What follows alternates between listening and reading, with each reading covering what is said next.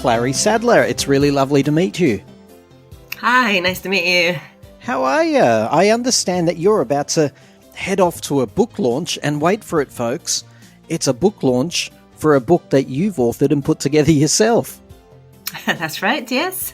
How amazing is that? Are you excited? Yes, I can't. It's been a long time in the making, to be honest, and I can't quite believe that it's actually here and ready to go. And it's not just this kind of vague idea that's out in the ether. It's actually out there now. It's called Kylie Minogue Stick or Twist Album by Album. And Clary, that's going to be music to the ears of most of the people that tune into this podcast in particular. How long did it take for you to put together? And what is the project exactly for people who haven't heard of the book?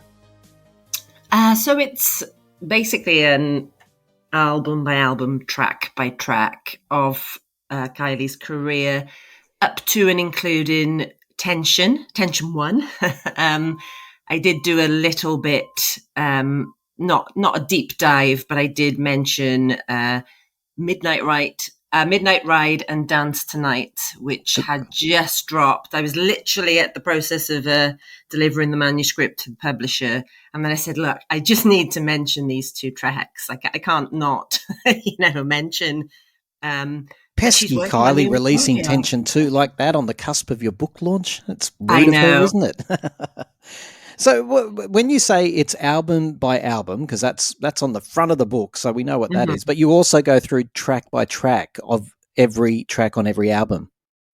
Yes, and I'm covering B-sides, I'm covering unreleased material to a degree. I don't kind of do the leaked stuff, but if it's been out there and it's been out there for a while and it's still up on YouTube and nobody's pulled it down, I've given it a mention.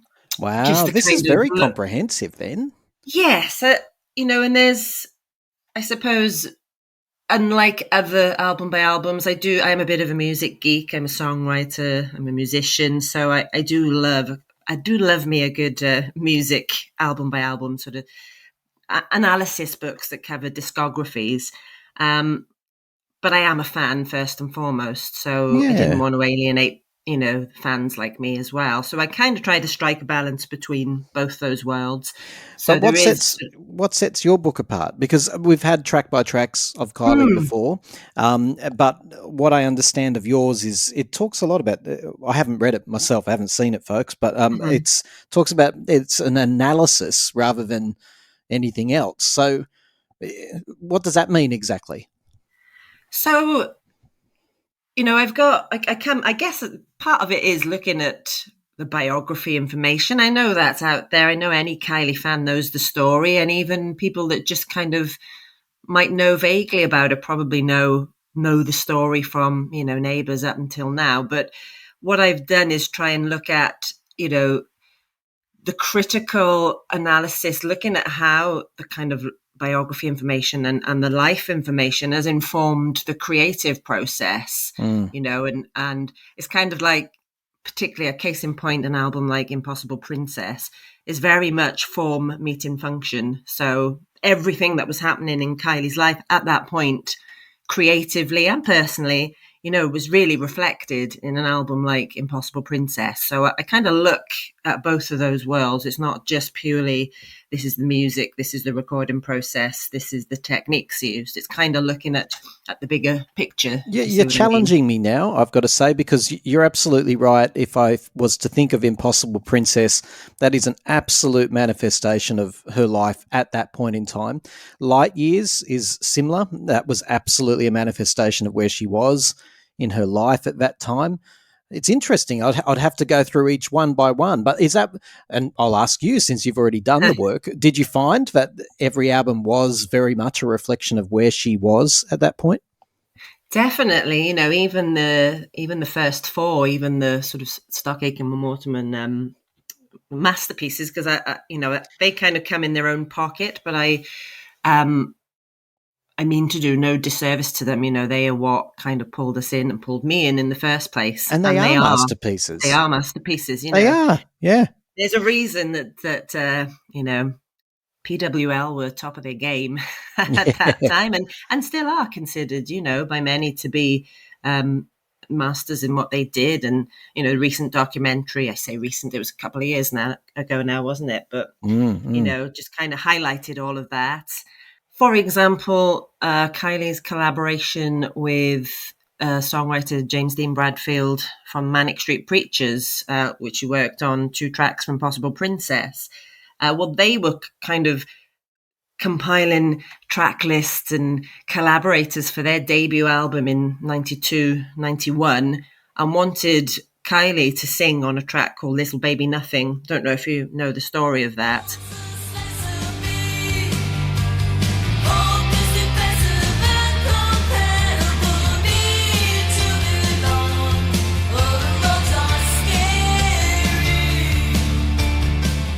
They were punk rockers, you know, and they desperately wanted to work. They loved Kylie. They always used to sort of speak really highly of her, just loved pop music in general.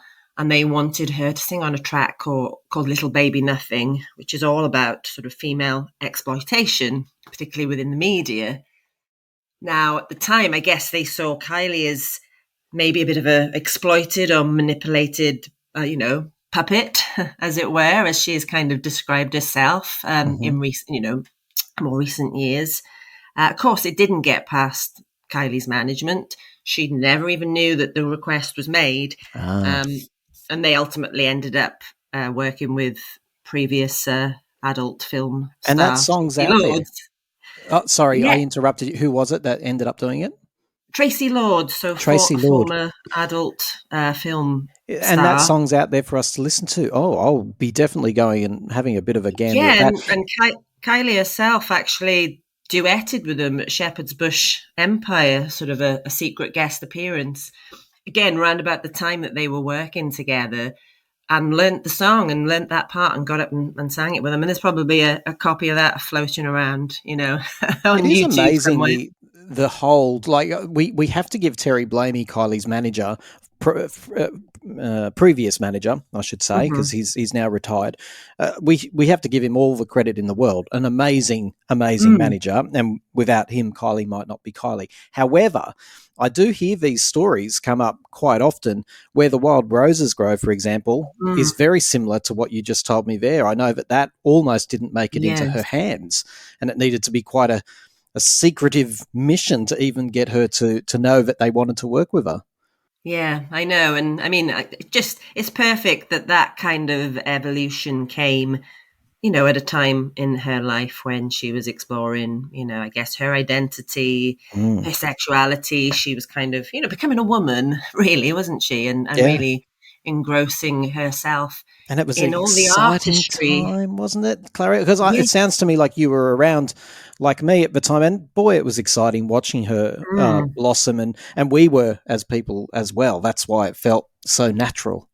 Yes, definitely. Yeah. So what else, as you're preparing this book and putting it together, did you learn anything about Kylie, being a huge Kylie fan yourself? Was there anything that stood out that you went, wow, I never knew that? I didn't realise, I mean, maybe I'd heard sort of rumours, I can't quite remember now, but finding out that she'd actually, you know, written a song with Prince, and there's a cassette floating around somewhere that she's, that's, you know, Baby Doll.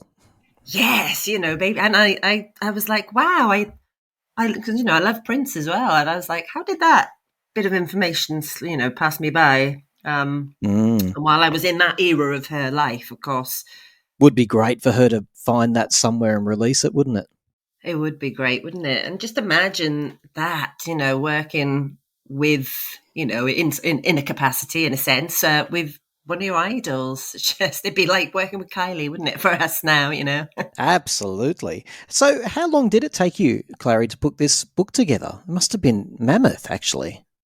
Well, do you know, I host a podcast. Well, I say host a podcast. It's kind of in semi-hiatus at the minute, but it's called Mouth Off, which kind of looks at a variety of topics, usually kind of with a focus on a marginalized group. So I'm gay myself, and it cropped up. We were looking at gay representation in the media, and then I just thought, I've got to get a bit of Kylie in there. So we sort of did an episode deconstructing, I guess, what it means to be a gay icon. So we used we kind of did a bookend thing over lockdown, me and two of my good friends, and looked at the first album. And then at that time, she had then released Disco. So a few months later, we kind of looked at Disco and really compared and contrasted. And there was so much material in there. You know, when I got the transcript of the podcast, I kind of thought, oh, this is great. You know, this could help with a track by track. I'd been reading several books like that over lockdown on artists that I, you know, were either getting into or that I had been into for a long time. And I thought, oh, I mean, there are loads of really good track by tracks already out there on Kylie. And a lot of those were used, you know, to help my research. But I guess the format that the podcast took, I thought, oh, well, no one's really doing it this way. So like one of the early chapters in the book really just looks at 6 songs from, you know, Kylie's career, spanning, you know, quite a large portion of her career, that are what we considered gay anthems. So it sort of breaks those down and looks at what makes it a gay anthem, you know, and what makes an anthem in general, and why it's a bloody good question, I particular... have to say. Yeah, it's a really good. And we were There's two questions that have always baffled me. One is what makes I mean, I can tell a gay anthem when I hear it, even before it's popular. I can go, that's going to be a gay anthem. But when I challenge myself to, well, why is that song a gay anthem? I can't answer that. And I also can't answer why Kylie is, I mean, have a stab at it, but it's hard for me to understand why, right from album 1, before we knew much about the person, but she was just someone that the gay community gravitated towards. Yeah. And it's been interesting just researching other people's takes on that. You know, from people like Rufus Wainwright, you know, to Jake Shears, to, you know, just journalists in general commenting on that, you know. Boy George. You know, and there's sort of the comment that keeps coming up is, what, you know, there's that likability factor. I don't know why that kind of draws towards the LGBTQ crowd more, but, you know, you'd be hard pushed to find someone that would have something bad to say about her as a personality. Yeah, but that's not always one of the indicators of a gay icon, is it? I mean, the bitch, for example, is usually, often is. But for me, I often hear it said that with Kylie, because she went through a lot and she was resilient to it and she weathered the storm. I also think there's something very non-threatening and just naturally accepting of Kylie. So I had never heard her talk about acceptance of diversity, for example, but there was something about her character that told me, yeah, she wouldn't judge me if I was to meet her. I think that's something to do with it.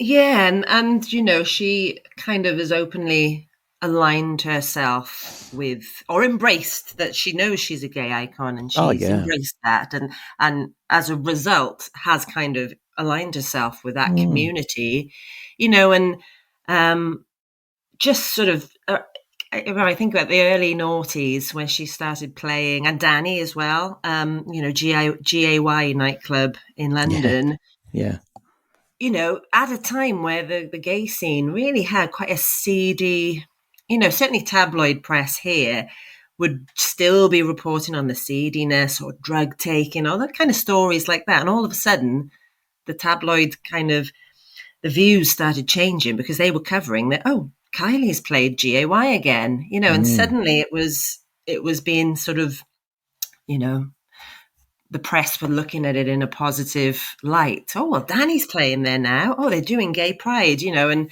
the shift really started, I think.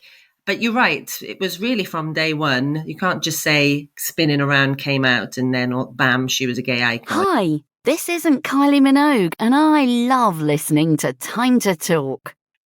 Has Kylie sanctioned this book? Does she know about it? She doesn't know about it, but I sort of have a little link via a friend so someone he works with is best friends with Steve Anderson and has asked for a copy so she can give it to Mr. Anderson. and get his take on it. So that would be great if it made it into his hands, and obviously into Kylie's hands would be the dream. After you went through all these eras and all these profound moments in Kylie's career, did any of them stand out to you as particularly important in her career, or really special for you on a personal level? I think obviously the third album with PWL, I think, is where she really Rhythm of Love, Rhythm right? of Love Yeah. is just that pinnacle moment, and I think. Thank you, Lord. I keep saying it on this show because so many of the fans came in at leggy. What do they call them? Latecomers or whatever. But they came in at fever, and when I talk about Rhythm of Love being the pinnacle, they look at me like I'm mad. No, it really was. I think you could see that maturity coming in. You could see that she. She said herself, they allowed her a bit more freedom. She did her own shopping, she found some of the kind of treasures on, was it King's Road in London, where she'd find a sort of a little fashion gems. And, you could see that. You could see it's not just a case of, she straightened her hair and she went a bit sexier, which obviously is the case as well. But I don't know, it just has that maturity from an aesthetic point of view. But sound-wise, it's like, it's like the dream team, as I call them, the Starcake and the Waterman. Yeah. They realised that, and they kind of wrote and crafted material that fitted that era of her life where she was going through that. And people don't get it. Like, if you weren't there, and fair enough, if you weren't there, you weren't there. But it was just such a monumental change to go from Tears on My Pillow. The Delinquents gave us a good bridge, I suppose, Yes. and then of what she was capable of, and then, or what, more to the point, what she wanted to be perceived as, and then Rhythm of Love with Bed of a Devil, that and then not taking it too seriously. Yeah, and that run of Step Back in singles, Time, I would argue, was amazing, the best run of singles from any album. I can't really think of a better run of singles. I wish there'd been an extra single. I always wish that they should have went back and done that. So that was the big moment for you. And which era stands out for you personally? And then personally, it's probably got to be Impossible Princess. What were you going through at that time, Clary? Because I know Kylie fans can pinpoint what they were going through. I mean, I probably just come out. I just realised or kind of embraced my sexuality. And I'd also, I guess, even though I was starting to sort of explore the gay scene, and it was, it was great fun going up and, dancing to Better Devil You Know and tracks you knew they'd put on. But I guess, I was a musician myself and got more into the singer-songwriter thing. So while I enjoyed kind of the party scene, when I went out, as a musician, I probably going through that pretentious phase. That pretentious phase of, I like real music now. And then all of a sudden, Kylie just did this album that seemed completely crafted for where I was at. Do you know what I mean? Yeah. Oh, I sure do. By the way, on a side note, you've got a lovely voice. I've seen some of your YouTube videos. You've got a beautiful voice. Thank you. Yeah. So look at what are Kylie fans going to get out of this? If they were to pick up a copy of this, and we'll tell them where to do that in a moment. But what's a Kylie fan or a non-Kylie fan going to get out of this book, do you think? Yeah, so I had a conversation with someone in one of the forums, that asked that question. I guess you asked at the start. What does it mean exactly? Album by album analysis. What does that mean? And I was sort of quick to say, well, don't let that put you off. If you're a music nerd like me, there's enough kind of delving into the specifics, the chord progressions, why that particular bit of magic where she goes high in the chorus, what's happening there musically that gives you shivers, because there is something she's doing musically.